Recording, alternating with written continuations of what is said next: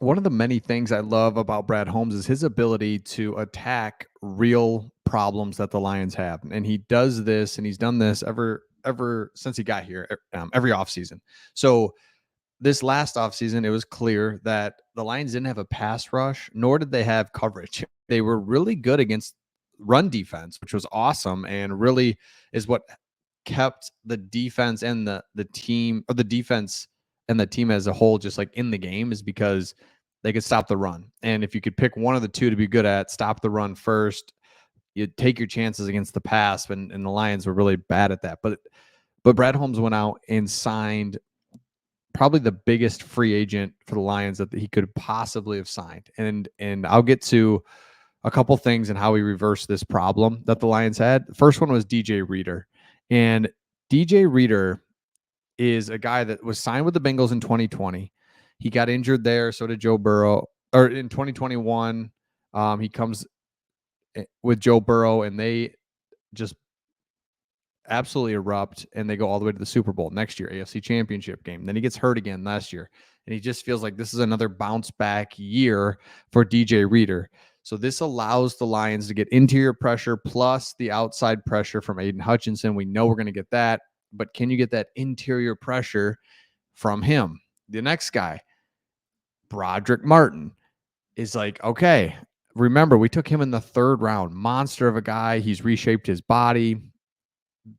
Another interior defensive lineman that's going to cause problems. Partner him with Aleem McNeil, DJ Reader, Broderick Martin. We got the guy from LSU in the draft to be defensive tackles.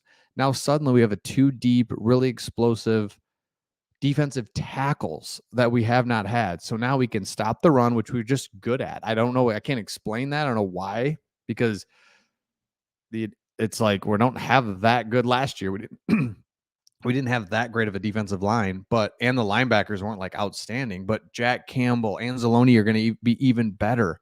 So the run defense should be even better. Plus now there should be pressure on the quarterback. So the Lions couldn't get consistent pressure.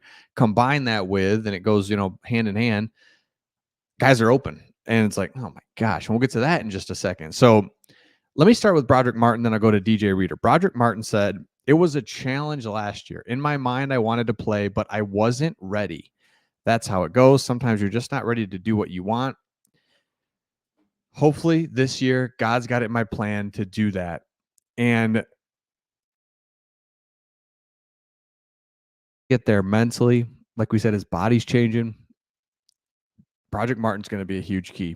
Again, DJ Reader, 2023, he didn't grade as a top 3 interior defensive lineman, but his 82.2 overall grade is nothing to sneeze at, placing him in the top half of his position during the regular season. He still had it last year, and as long as that remains the case in his rehab, he pairs perfectly with Aleem McNeil, Aiden Hutchinson. Like, we're not making enough about the defensive tackles because we know Aiden Hutchinson, and we just kind of look to the other side like, man, who's the other guy over there? Who can follow that up, or who can help with Aiden Hutchinson? It's like, no. What about the defensive tackles? Because remember, we had Aleem McNeil, Isaiah Buggs. We're like, oh yeah, Isaiah Buggs, let's go, baby. And he played like 2 good games, and the rest of the time you've seen what's happened to him. He's been arrested. He's got a bad attitude. He gets cut from the Lions. It's like that was the other guy. And then there's like other guys like Chris Smith.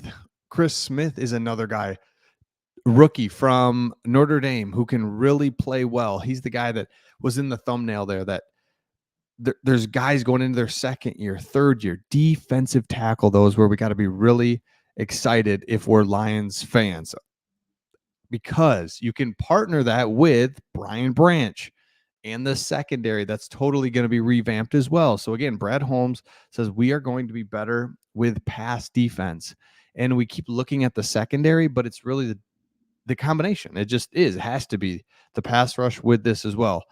Branch is already in the conversation as one of the top players on the Lions roster.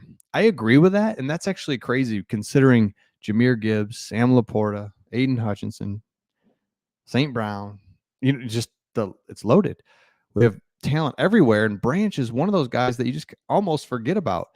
Yet he also appears to be only scratching the surface of the player he can become. Let's take a look at Branch's rookie season played out and why expectations are extremely high for him in year 2. So expectations heading into 2023, and this is interesting.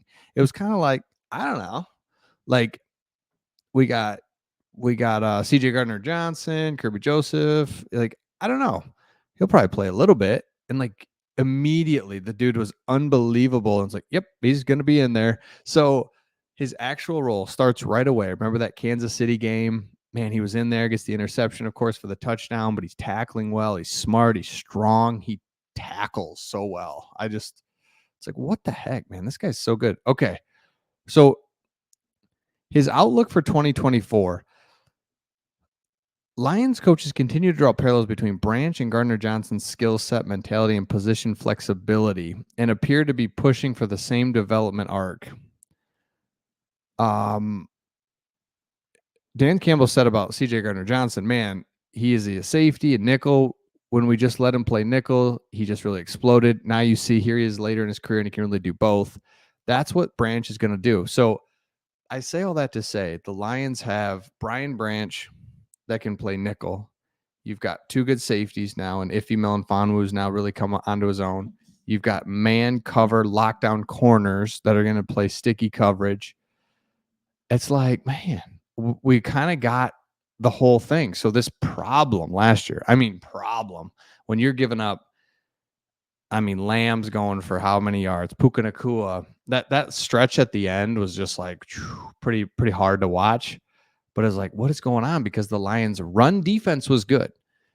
And so you're thinking, all right, let's just, and the offense was so good that we're winning games. We're doing things. It's like, man, we're just not able to put teams away. Baker Mayfield in the playoff game, the Lions are at home, just humming, scoring on their good defense. And we just can't stop Baker Mayfield. And he just kind of keeps it a game. And finally the Lions pull away, of course. But that's like, the Lions could have something here really special where they're just going to be hard to beat. When you've got the offense that the Lions have, Jared Goff coming back, Ben Johnson, another year, Jahmyr Gibbs going to be in year 2, Jamison Williams, Amon-Ra St. Brown in his prime, Sam Laporta, good offensive line, and then you got to partner that with a good defense.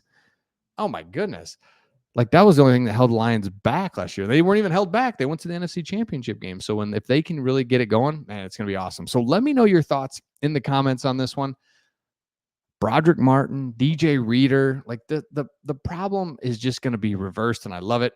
Let me know your thoughts, and we'll see all of you on the next one.